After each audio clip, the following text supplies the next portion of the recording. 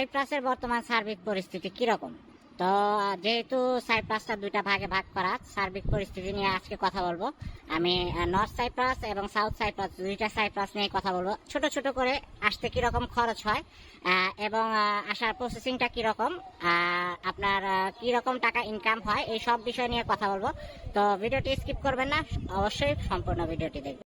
তো যেহেতু আমি ভিডিওটি শুরু করবার আগে আপনাদেরকে একটা বিষয় বলে দিই, যারা অনেকে হয়তো বা জানেন না, সাইপ্রাসটা কিন্তু একটা দ্বীপ রাষ্ট্র এবং এটার মধ্যে দুইটা ভাগে ভাগ করা, একটা তুর্কি শাসন করে, একটা গ্রিস শাসন করে।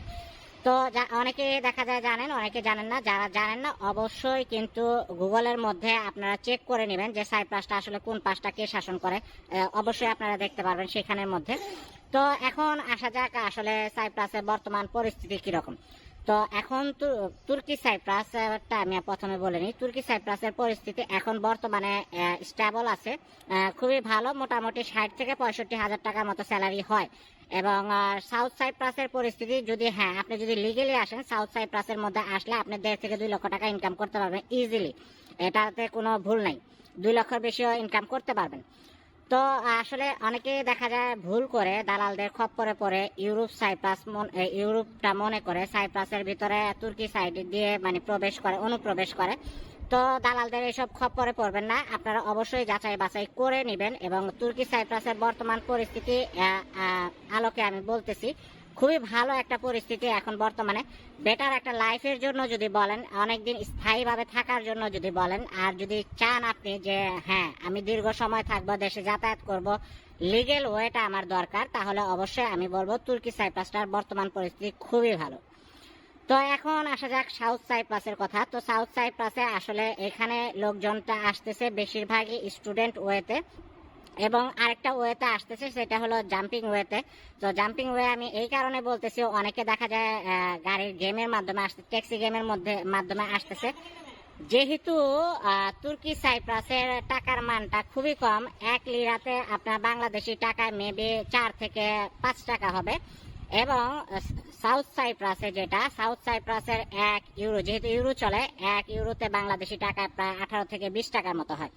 তো বুঝতেই পারতেছেন টাকার ব্যবধান। অনেকে দেখা যায় তাদেরকে প্রলোভন দেখায় যে মানে বেটার একটা লাইফের জন্য প্রলোভন দেখিয়ে তুর্কি সাইপ্রাস থেকে সাউথ সাইপ্রাসে তারা চলে আসে। তো যারা এইভাবে করে গেমের মাধ্যমে চলে আসে, ইউরোপে যাবে ভালো একটা লাইফের জন্য, তো তাদেরকে আমি বলে দিই, সাইপ্রাসটা কিন্তু ইউরোপের ইউনিয়নের আন্ডারে, কিন্তু সেনজেনভুক্ত কোনো রাষ্ট্র না। আদৌ সেনজেন হবে কিনা এটা সম্পর্কেও কেউ কিন্তু জানে না। তো আসলে যদি আপনারা লিগেল ওয়েতে আসেন সাউথ সাইপ্রাসের মধ্যে, তাহলে এটা খুবই ভালো একটি কান্ট্রি এবং ইনকাম সোর্সটা খুবই ভালো। কিন্তু ইললিগেল ওয়েতে আসলে আপনার পরিস্থিতিটা খুব খারাপ একটা পর্যায়ে চলে যাবে। তো এই ছিল আসলে দুইটা রাস্তা আমি বলে দিই। এখন আসা যাক আমরা যে বলে দিই আপনাদেরকে আসলে সাউথ সাইপ্রাস এবং তুর্কি সাইপ্রাসের মধ্যে আসতে গেলে আপনাদের কিরকম খরচ হতে পারে। তো তুর্কি সাইপ্রাসে যদি আপনি আসতে যান, যদি আপনার খুবই নিয়ারেস্ট কেউ থাকে, তাহলে আপনার দেখা যাবে 3.5 লক্ষ থেকে 4 লক্ষ টাকা, সর্বোচ্চ ম্যাক্সিমাম 5 লক্ষর ভিতরে বেটার একটা মানে কোম্পানিতে আপনারা জব নিতে পারবেন। 5 লক্ষ টাকা এই কারণে আমি বলতেছি, অনেকে বলবেন 5 লক্ষ টাকা আমি অনেক বেশি বলতেছি, কারণ এর মধ্যে থেকে কোম্পানি কিন্তু 1000 ইউরোর মতো আপনার ব্যাংক গ্যারান্টি হিসেবে রেখে দিবে। তো যে টাকাটা আপনি পরবর্তীতে বাংলাদেশে যাওয়ার সময় নিয়ে যেতে পারবেন, একবারে যখন ক্যান্সেলে চলে যাবেন। আর সাউথ সাইপ্রাসে যদি আসতে যান, তাহলে অবশ্যই কাছের মানুষ হলে 8 থেকে 9 লক্ষ টাকা লাগবে। দালালের মাধ্যমে যদি আসেন, তাহলে 10 থেকে 12 লক্ষ টাকার মতো প্রয়োজন হবে। তো এই ছিল আসলে টাকার খরচটা। আর যারা স্টুডেন্ট ভিসাতে আসবেন, অবশ্যই যাচাই বাছাই করে আসবেন কোন কলেজে বা ইউনিভার্সিটির আন্ডার আসতেছেন। স্টুডেন্টদের কিন্তু যেরকম বেনিফিট আছে, সেরকম কিন্তু লস আছে। তো বেনিফিটেরটা বলি, স্টুডেন্টরা কিন্তু একটা সার্টেন টাইমের পরে তারা কিন্তু লিগেল ওয়েতে ভালো একটা কান্ট্রিতে মুভ করতে পারে। ইউরোপের সেনজেনভুক্ত যেসব দেশগুলো আছে, সেই দেশগুলোতে মুভ করতে পারবে। কিন্তু যদি আপনার দেখা যায় ইলিগেল ওয়েতে যারা আসে, তারা কিন্তু মুভ করতে পারে না। আর সমস্যা যেটা বললাম স্টুডেন্টদের জন্য, প্রবলেমটা হলো প্রতি বছর দেখা যায় তাদের 4.5 থেকে 5 হাজার ইউরো পর্যন্ত মানে সেমিস্টার ফি দিতে হয় কলেজের জন্য, ভার্সিটির জন্য। এই ফিটা কিন্তু বড় একটা প্রেশার পড়ে যায় স্টুডেন্টদের উপর। তো যেরকম ইনকাম সেরকম আসলে মানে ব্যয়টাও হয়। তো এখন আপনাদেরকে একটু নর্মালি খরচের ব্যাপারটা বলে দিই, যে থাকা খাওয়া বাবদ কিরকম খরচ যায়। তো তুর্কি সাইপ্রাসের মধ্যে যদি আপনারা আসেন তাহলে বাংলাদেশি টাকা 6 থেকে 7,000-এর মধ্যে আপনি ইন টোটাল কমপ্লিট করতে পারবেন, সর্বোচ্চ 8,000 মতো যেতে পারে।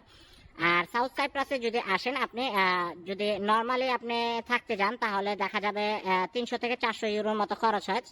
300-400 ইউরোতে বাংলাদেশি টাকায় যা আসে সেটা খরচ হয়। তো এই ছিল আসলে বর্তমান পরিস্থিতি। আর আমি আপনাদেরকে আরেকটা কথা বলবো যে সাইপ্রাসে কিন্তু আপনি যেরকম ইনকাম সেই তুলনায় কিন্তু খরচ কম ইউরোপের অন্যান্য দেশগুলোর তুলনায়। তো তুলনামূলক বিবেচনা করলে সাইপ্রাসটা অবশ্যই আমি বলবো ভালো একটা মানে কান্ট্রি, থাকার জন্য ঘোরার জন্য অবশ্যই ভালো, দেশটাও খুবই সুন্দর। তো আমি আপনাদেরকে একটা বিষয় বলে দিই যে যারা কিন্তু জাম্পিং ওয়েতে আসবেন, যাদের মূল টার্গেট থাকবে যে সাউথ সাইপ্রাসে আসবেন তুর্কি সাইপ্রাস হয়ে, তারা কিন্তু আমি আপনাদেরকে বলবো এখনই এই চিন্তাটা বাদ দিয়ে দেন। কারণ যদি আপনারা তুর্কি সাইপ্রাস থেকে সাউথ সাইপ্রাসে আসেন, যেদিন ঢুকবেন ক্যাম্পের থেকে বের হওয়ার আগে আপনি কিন্তু আপনার ক্যান্সেল লেটারটা হাতে পেয়ে যাবেন।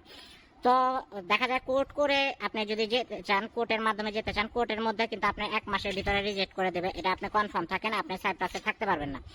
তো এই ছিল আসলে সার্বিক পরিস্থিতি। তো যারাই আসবেন অবশ্যই লিগেল ওয়েতে আসবেন এবং হাতের কোনো না কোনো কাজ শিখে আসবেন, তাহলে আপনার জন্য বেটার হবে। তো আমি আপনাদেরকে আরেকটা বিষয় বলে দিই, সাইপ্রাস সম্পর্কে যদি আপনাদের কিছু জানার থাকে ডিটেইলে ভিডিওতে, তাহলে অবশ্যই ভিডিওর নিচে কমেন্ট করবেন, আমি চেষ্টা করব সেই সাবজেক্টটার উপর ডিটেইলে আপনাদের সাথে আলোচনা করা। আজকের ভিডিও এখানেই শেষ করে দিচ্ছি। সবাই ভালো থাকবেন। আজকের ভিডিও এখানেই শেষ করতেছি।